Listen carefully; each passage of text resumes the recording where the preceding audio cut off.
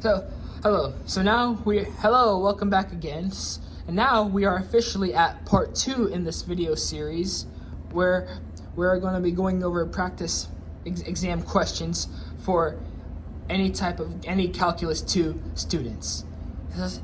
And so this next problem that we're going to be doing is a graphing problem where we calculate the volume of a solid rotated around an axis.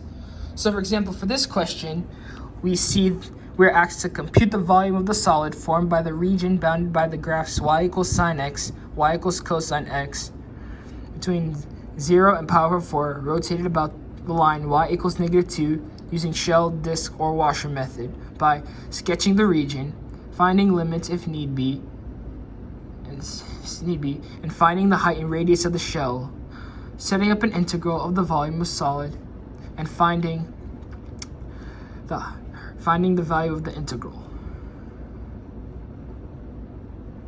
So, in this equation, we're told that our graphs are the bound that we're rotating is the area between y equals cosine x and y equals sine x. So this little shaded region right here rotated about the line y equals -2.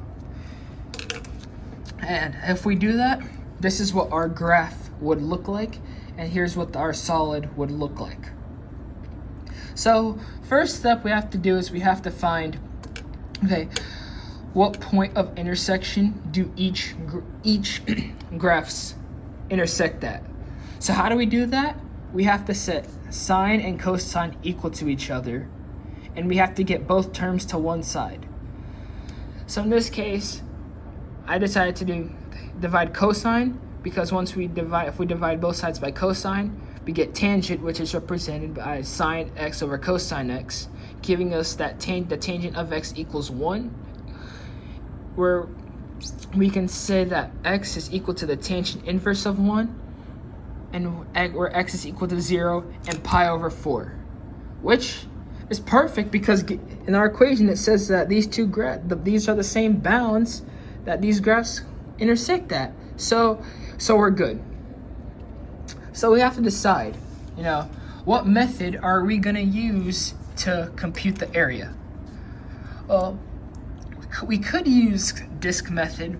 We could use any method, disc method, washer method, or shell method, but all of them will lead to the same answer. It's just a matter of time what you choose.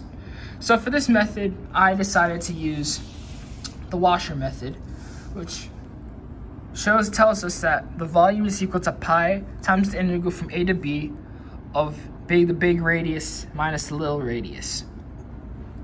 And here we can see that the big radius is cosine x plus 2 because it's higher up on the graph, and little radius is equal to sine x plus 2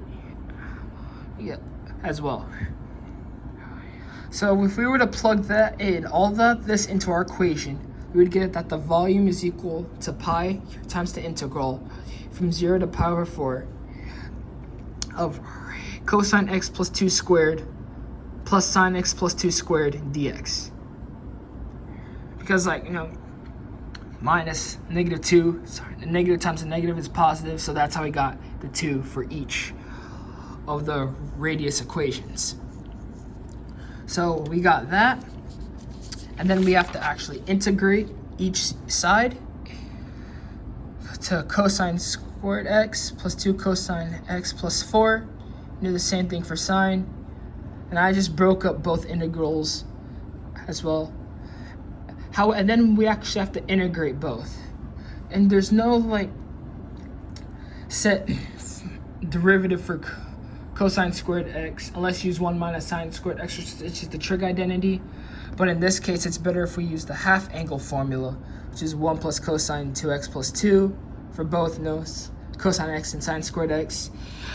That way it'll make us easy for us to differentiate, and we'll leave everything else the same as well right there.